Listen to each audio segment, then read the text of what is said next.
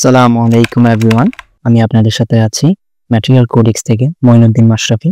বর্তমানে পড়ালেখা করছি department of materials and metallurgical engineering at CUET. আজকে আমাদের ভিডিওর টপিক হলো FCC face centre cubic crystal structure, যার নাম শুনে বোঝা যাচ্ছে তার ফেসে সেন্টারে একটা করে অ্যাটম থাকবে আর কর্নারেও অ্যাটম থাকবে। তার একটা কিউবের 6টা ফেস থাকে, 6টা ফেজের সেন্টারে তার একটা করে অ্যাটম থাকবে। আর এফসিসি ক্রিস্টাল স্ট্রাকচারের উদাহরণ হলো, এক্সাম্পল হলো কপার, অ্যালুমিনিয়াম, সিলভার, গোল্ড আর হাই টেম্পারেচারে আয়ন। আয়রন সাধারণত বিসিসি স্ট্রাকচার শো করে, কিন্তু যখন আমরা হাই টেম্পারেচার যেমন 912 ডিগ্রি সেলসিয়াসে নিয়ে যাই তখন তা এফসিসি ক্রিস্টাল স্ট্রাকচার শো করে। আমরা যদি এফসিসি ক্রিস্টাল স্ট্রাকচারের এই 3D মডেলটাকে খেয়াল করি তাহলেও বুঝতে পারবো তার প্রত্যেকটা স্পেসের সেন্টারে একটা অ্যাটম আছে আর কর্নারেও অ্যাটম রয়েছে। Atomic packing factor of FCC or APF of FCC নির্ণয়ের জন্য আমাদের এফসিসি ক্রিস্টালের স্ট্রাকচারের সিএন বা কোঅর্ডিনেশন নাম্বার কত তা জানতে হবে।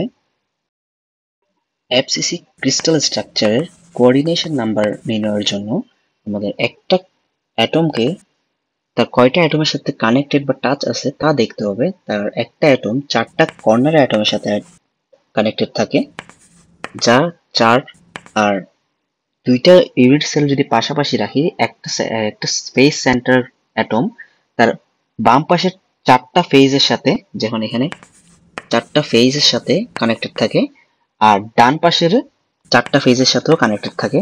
তাহলে ইন টোটাল 4 + 4 টোটাল 12টা অ্যাটমের সাথে কানেক্টেড থাকে।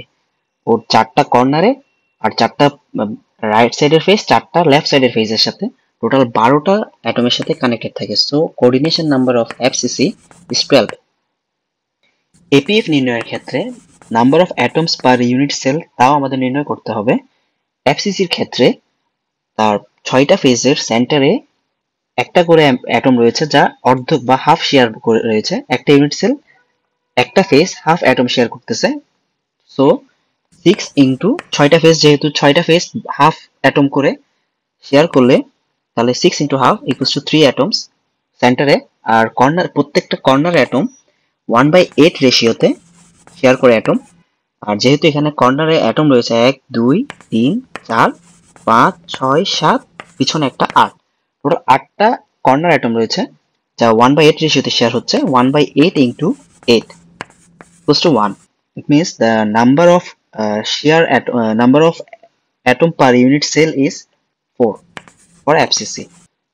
এপিএফ নির্ণয়ের সময় আমার volume of atom in a unit cell তা নির্ণয় করতে হবে। যেহেতু আমরা ইউনিট সেলে কয়টা অ্যাটম রয়েছে তা নির্ণয় করেছি, যা নাম্বার হচ্ছে 4, তার সাথে আমার একটা অ্যাটম যেহেতু স্পেয়ার, তার ভলিউম হবে 4/3 পাই আর কিউব, যা একটা অ্যাটম, একটা ইউনিট সেলে অ্যাটম কতটুকু জায়গা দখল করেছে তা নির্দেশ করছে, আর ডিভাইডেড বাই তার একটা ইউনিট সেলের পুরো ভলিউম। আমি যদি একটা ইউনিট সেলের একটা বাহু, এক সাইডের বাহুকে এ ধরি, তাহলে তার ভলিউম হবে এ কিউব, যা আমরা নিচে এখানে রেখেছি।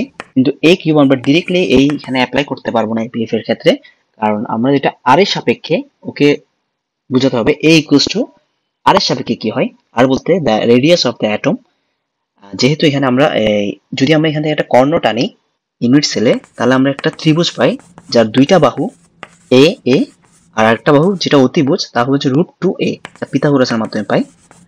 আর এখানে যদি আমরা খেয়াল করি, এখানে অ্যাটমটার একটা রেডিয়াস রয়েছে আর এখানে পুরো ডায়ামিটারই রয়েছে। মাঝখানে যে সেন্টার অ্যাটম তার মধ্যে পুরো ডায়ামিটার ইকুয়ালস টু 2r।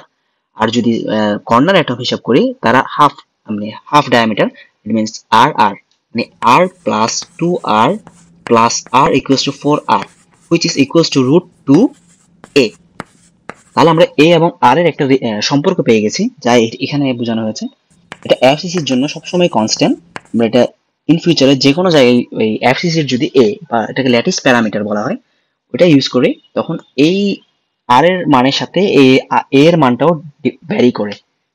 এখন যদি এ এর সাথে আর এর যে সম্পর্কটা রয়েছে তা যদি আমি সূত্রের মধ্যে এ এর জায়গায় রিপ্লেস করি, তাহলে আমরা পাই 4/√2 ইন্টু আর হোল কিউব, যা আর আর এর উপর কিউব চলে আসছে। যেহেতু উপরেও আর নিচেও আর কিউব, দুটো কাটাকাটি যাবে, কাটাকাটি গিয়ে একটা সংখ্যা পাবো যা 0.74 আসবে, যা পার্সেন্টেজে যদি আমি হিসাব করি তাহলে 74%. It means the APF বা atomic packing factor of FCC is 74%. Means FCC unit cell 74% fill হয়েছে আর বাকিগুলো ভ্যাকেন্সি বা ভয়েড রয়েছে। থ্যাংক ইউ এভরিওয়ান শেষ পর্যন্ত থাকার জন্য। আমাদের নেক্সট টপিক হবে atomic packing factor of BCC. আর পরবর্তী ভিডিওগুলোর আপডেট জানার জন্য সাবস্ক্রাইব করুন ম্যাটেরিয়াল কোডেক্স।